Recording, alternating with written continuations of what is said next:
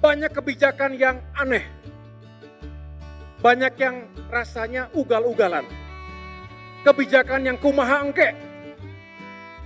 Harusnya engke kumaha. Terserah aja deh, pokoknya kita jalan terus, dampaknya rakyat yang tanggung, silahkan. Masa begitu?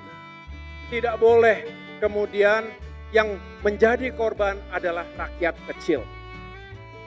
Kita tidak ingin memprovokasi siapapun, tidak. Kita hanya ingin menjadi partai yang rasional.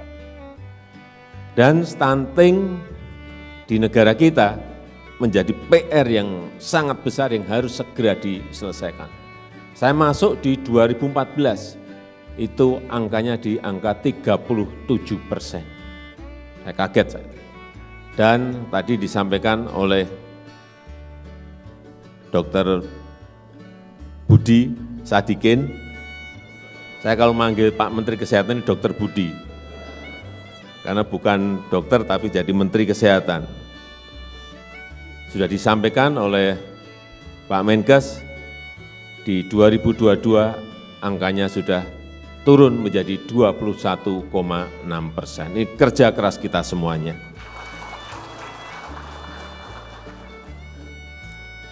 Dan dampak stunting ini bukan hanya urusan tinggi badan, tetapi yang paling berbahaya adalah nanti rendahnya kemampuan anak untuk belajar.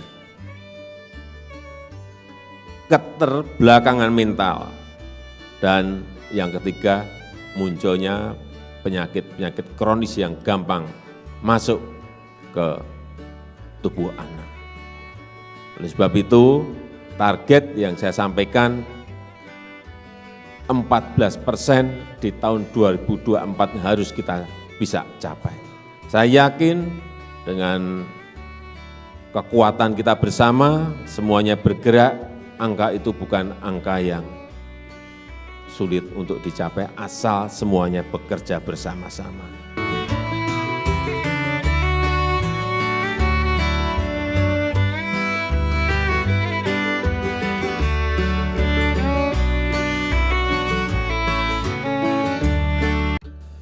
Posisi semua negara saat ini adalah kompetisi, bersaing satu sama lain. Kelihatannya ya, misalnya ada G20, ketemu kelihatannya salaman baik-baik, itu semua saling berkompetisi. Di ASEAN sendiri, kelihatannya kan rangkul-rangkulan, salam-salaman, tapi sebetulnya juga sama, berkompetisi. Saling berebut investasi, saling berebut teknologi, semua negara. Dan kuncinya adalah sumber daya manusia yang berkualitas, SDM unggul, SDM yang berkualitas.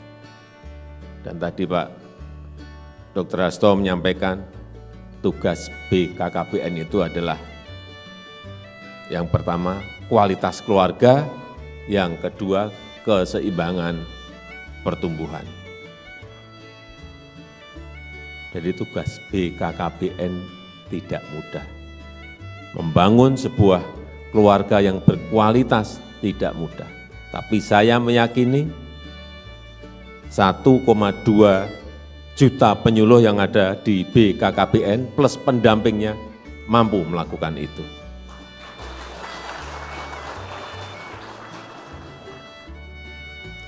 Artinya SDM unggul itu menjadi kunci daya saing bangsa. Dan stunting di negara kita menjadi PR yang sangat besar yang harus segera diselesaikan. Saya masuk di 2014, itu angkanya di angka 37%. Saya kaget saya.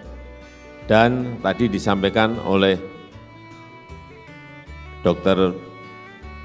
Budi Sadikin, saya kalau manggil Pak Menteri Kesehatan ini Dr. Budi, karena bukan dokter tapi jadi Menteri Kesehatan. Sudah disampaikan oleh Pak Menkes, di 2022 angkanya sudah turun menjadi 21,6%. Ini kerja keras kita semuanya.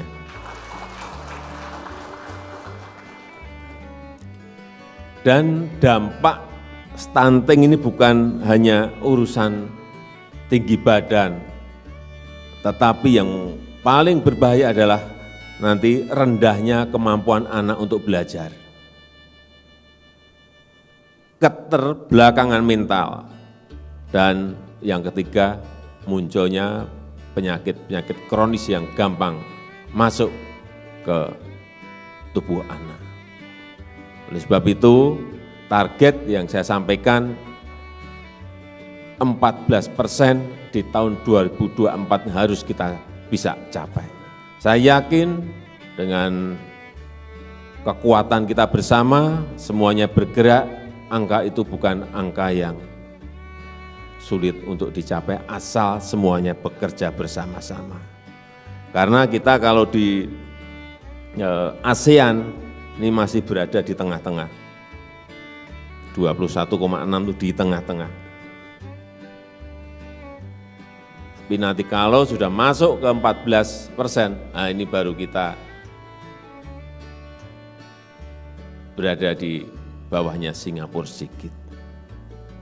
Kalau provinsi, tadi sudah disampaikan oleh Menkes, 5 tertinggi yang persentasenya tinggi itu memang di NTT, Sulbar, Aceh, NTB, dan Sultra. Tetapi kalau dihitung secara jumlah, beda lagi. Yang paling banyak adalah Jawa Barat, kemudian Jawa Timur, Jawa Tengah, Sumut, dan Banten. Jumlahnya kita lihat ada semuanya.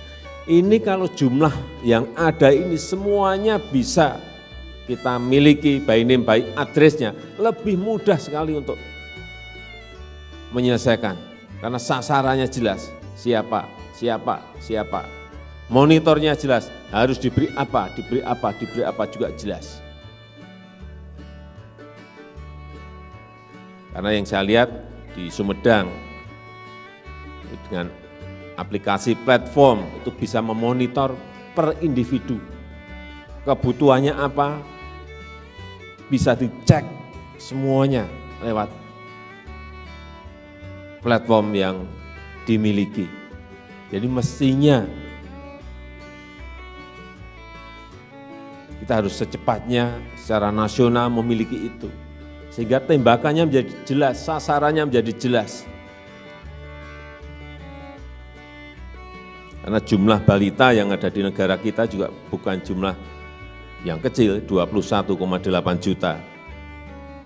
Tetapi kita juga ingat, kita punya posyandu itu berapa Pak Menkes? 300.000. 300.000 posyandu. Puskesmas 10,2, 10.200 puskesmas.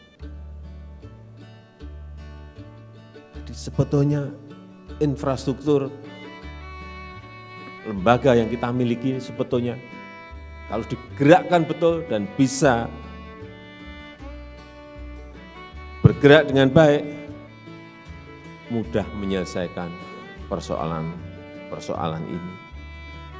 Jadi hanya memang problemnya puskesmas itu tidak tersebar merata di seluruh tanah air. Ada yang satu kecamatan 7, ada yang satu kecamatan 2, ada satu kecamatan hanya kurang dari 1. Ini yang pemerataan ini yang perlu dilihat. Jadi target, sekali lagi kembali ke target 14% itu bukan sesuatu yang menurut saya, setelah kita lihat di lapangan, bukan target yang sulit. Hanya kita mau atau tidak mau. Asal kita bisa mengkonsolidasikan ini, dan jangan sampai keliru. Karena yang lalu-lalu saya lihat di lapangan, dari kementerian masih memberi biskuit pada anak. Cari mudahnya, saya tahu, lelangnya gampang. Kalau telur, ikan kan gampang busuk, gampang rusak telur. Ini mudah, cari mudahnya aja. Jangan dilakukan lagi.